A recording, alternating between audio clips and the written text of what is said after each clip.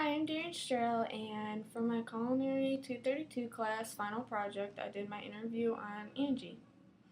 Angie is a coworker at the Gauge that I'm doing my internship at. She has been in the industry for 10 years and was an executive chef for 2 years at River Park's restaurant in New York City. She moved to Chicago so she had more time for herself and more time for the people around her. She's been working at the Gauge for 5 months now, going on six, and I asked her a few questions about her moments and her favorites and, the crappy parts that she's run into, and then I asked her about how she took care of interviews. So first off, I asked her some of her favorite memorable moments, and she said, well, she started talking about the first place she started off as. And to me, that's always going to be my first favorite moment, is because that's what started rounding you as to who you are in the industry. That's where you started off. And she started off at Del Pasto in New York City. And she said that's where she became determined and had more courage of who she wanted to become in this industry.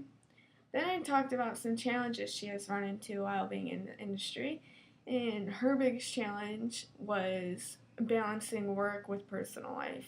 She did talk about how you feel like you have a closer bond with the people you work with and your own family because you see the people you work with more than you do your own family. Then I asked her about any mistakes she has run into. Um, and this is a good mistake, and this is one that I know I'll be taking with me for the rest of the industry. And the mistake is not to become friends with the people that you hire, I guess you would say. She says, I think a mistake I've made earlier on as being a manager is that you cannot really be friends with your cooks. You are their boss, and there absolutely needs to be a clear division. Otherwise, the professional line disappears, which is absolutely correct because that's when liabilities and all that stuff starts happening. Is when the professional line is, disappearing.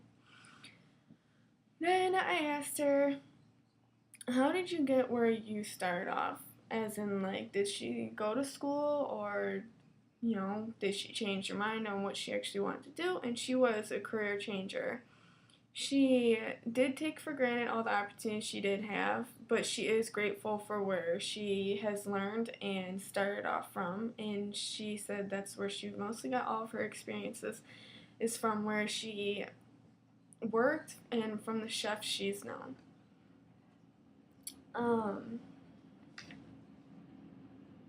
I asked her about, since she's starting this field, what has made her grown the most. And she said being exposed to different cooking styles and techniques and reading all the time and looking online at all different recipes and flavors has made her grown more and know more of the industry.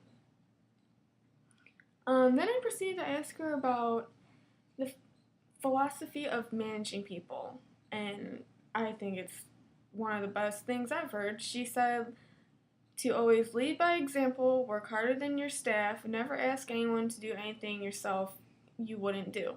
And this is so true because when I work with her, she always tells me, I wouldn't make you do something I couldn't do, or I wouldn't leave you with something I couldn't do, which I really appreciate because I've heard from the past a lot of people doing that. I asked her if she did background checks. She never did background checks. Unless you gave her a reason to give her a background check. If you do your job well, there's no need for a background check, she said.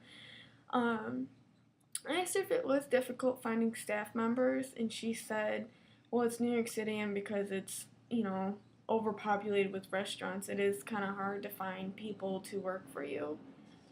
And I asked her if decision making was difficult, and she said it was never really difficult for her, especially because when you're higher up, it's not as difficult as if you were, pastry cook, instead of executive pastry cook or pastry cook. And I asked if how interview the potential employee, and she said she would ask a few typical questions, and if she saw some potential, she would make them come back for a stage or a trial. I then proceeded to ask her about the level of difficulty of being in New York versus Chicago, and she said that she didn't get paid more because she was higher up. She did like New York City a lot more, which to me I wouldn't because I don't really like cities. And she said that New York City is like 10 times more populated than Chicago, and to me Chicago is a lot of people. And the biggest thing I wanted to ask her was when conflict came up, how would she resolve that? And she said you always want to resolve conflict head on, because if you don't, everyone dwells on it and it actually makes everything worse. And sometimes it makes things awkward and it can actually mess with your work, how you work.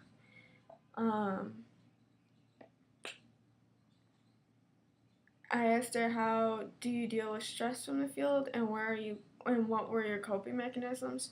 I really liked her response for this one. Was one of the biggest coping mechanisms is the bond that you form with the people you work with in the kitchen. These are the people you spend more time with than your own family. In a way, they are your adopted family unit. Being able to vent to each other is a different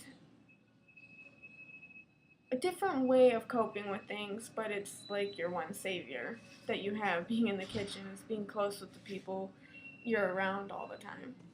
Because she's right, you are around them a lot more than you think you would be.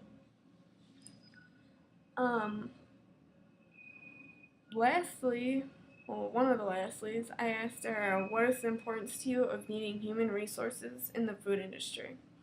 And her exact response was, as we are living in a new era where human resources are needed, even in the food industry, I believe it is important. Having said that, I believe it depends on the size of your operation. Obviously, smaller restaurants that have less than 25 to 50 total employees, FOH and BOH, don't really require one that has 100 or several hundreds. I like her response. I mean, she's true. She's right. And then lastly, I asked her, when training employees, did you do on-the-job or off-the-job training, and how does that go for you? This, to me, is really important because I believe on-the-job training is so much better and so much time saving. And she agreed. On-the-job training is, in the past, I've always had my other cooks train new hires. I feel that if most effective way to train new people is hands-on training, which is true. That's how I've always been trained, is if you're not put right into the situation, then how are you going to learn if you're learning off the job? You don't know how fast you're actually supposed to be, yada yada. And I also asked her, is it easier to train people that haven't really been in the industry long, or is it easier to train people that know a lot more? And she actually said it's easier to train people that don't have much experience because you can mold them and shape them into how you work instead of, trying to get them to break other people's habits that they've learned from other people. This is my project. I did my interview on Angie from The Gauge, and those were all her responses, and I think they were great.